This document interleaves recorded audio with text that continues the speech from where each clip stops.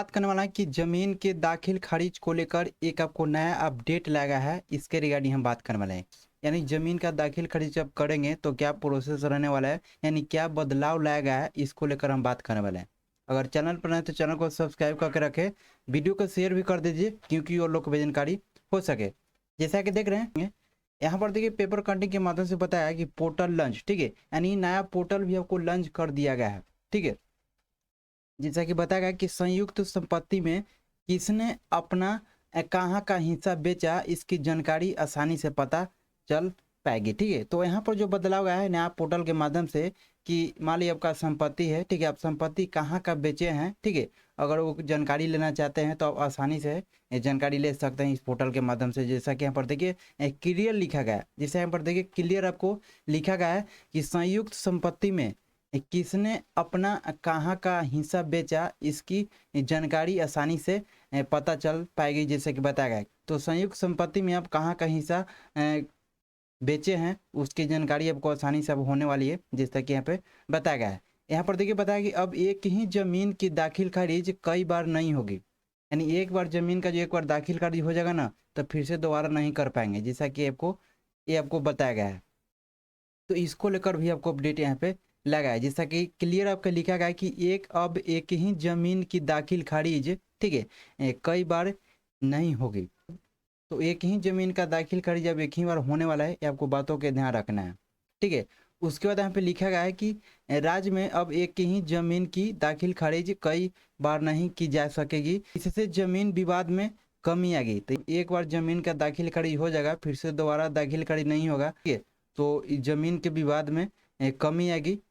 इसके लिए एकीकृत भू अभिलेख प्रबंधक प्रणाली, जैसा कि बताया गया है कि ILRMS स्थानिक दाखिल खारिज पोर्टल की मंगलवार को शुरुआत हुई। ठीक है, तो यहाँ पर देखिए पोर्टल का जो नाम बताया गया है कि IL, ठीक है, RMS, ठीक है, स्थानिक दाखिल खारिज पोर्टल के यहाँ पर लॉन्च किया गया है, जैसा कि बताया गया है। और भी यहाँ पे जानकारी बताया गया कि यह होगा फायदा, यानी नया जो अपडेट यहाँ पे लाया गया है दाखिल खारिज को लेकर, तो इसमें क्या क्या फायदा होने वाला है इसको लेकर बताया गया है कि जमीन की खरीद व बिक्री में पारदर्शिता बढ़ेगी।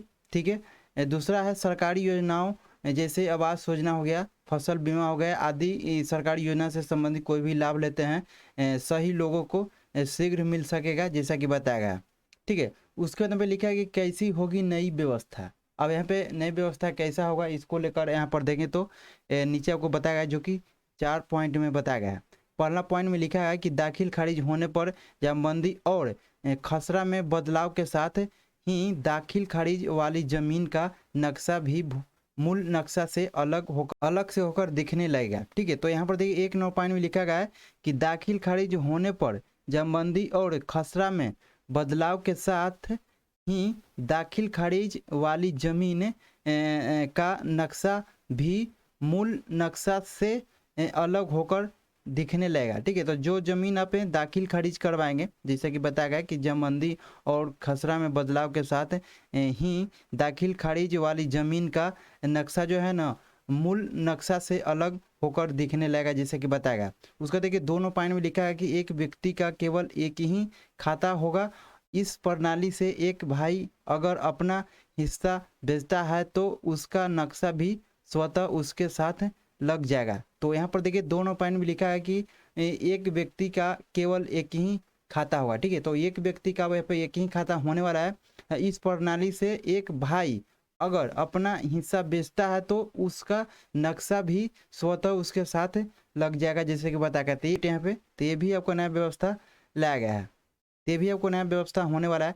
उसके देखिए 3 पॉइंट में लिखा गया है कि संयुक्त संपत्ति में किसने अपना कहाँ का हिस्सा बेचा, यह जानकारी आसानी से पता चल पाएगी। इससे जमीन की पहचान आसानी से हो सकेगी। ठीक है, तो एक 3 पॉइंट में बताया गया है कि संयुक्त संपत्ति में मान लीजिए अपना हिस्सा बेचे, मान लीजिए संयुक्त संपत्ति है उसमें आपका भी हिस्सा है, मान लीजिए अपना हिस्सा बेचे हैं तो इसको लेकर भी आपको अपडेट बताया गया है कि अपना कहाँ का हिस्सा बेचा, यह जानकारी आसानी से पता चल जाएगा। ठीक है, इससे जमीन की पहचान भी आसानी से होगी, तो ये आपको अपडेट यहाँ बताएगा। उसको देखिए 4 पॉइंट में लिखा है कि वर्तमान में कैडर पोर्टल से ही दाखिल खारिज आवेदन से पहले संबंधित जमीन का नक्शा ऑनलाइन ही बनाकर आधार नंबर देकर आवेदन करना होगा। इसका अप्रूवल अंचल अधिकारी देंगे। इसके बाद एक आईडी मिलेगी और दूसरे चरण में दाखिल खारिज के लिए आवेदन किया जाएगा। राजस्व कर्मचारी और राजस्व अधिकारी की भी रिपोर्ट पर अंचल अधिकारी दाखिल खारिज करेंगे। तो यहाँ पर 4 नंबर पॉइंट में लिखा है कि वर्तमान में कार्यरत पोर्टल से ही दाखिल खारिज आवेदन से पहले संबंधित जमीन का नक्शा ऑनलाइन ही बनाकर आधार नंबर देकर आवेदन करना होगा। ठीक है, उसके बाद अप्रूव होने के बाद आपको अंचल अधिकारी, उसके बाद अप्रूवल अंचल अधिकारी देंगे। इसके बाद अप्रूवल होने के बाद अब एक आईडी मिलेगी। ठीक है, और दूसरे चरण में दाखिल खारिज के लिए आवेदन किया जाएगा जैसे कि बताया गया है। तो ये आपको नया बदलाव आपको लाया गया है। ठीक है, आपको स्पष्ट रूप से यहाँ पे बता दिए जो कि इस पेपर कटिंग के माध्यम से बताया गया है।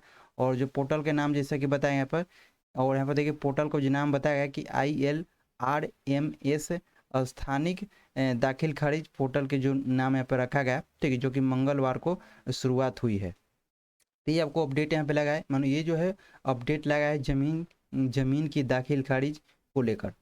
ठीक है, तो ये जो आपको बदलाव लगा है। बाकी अपडेट के लिए मेरे चैनल पर बन रहा है। जैसे इसके रिगार्डिंग कोई अपडेट आता है तो इस चैनल के माध्यम से आपको अपडेट मिल जाएगा। मिलते हैं फिर किसी नए वीडियो के साथ।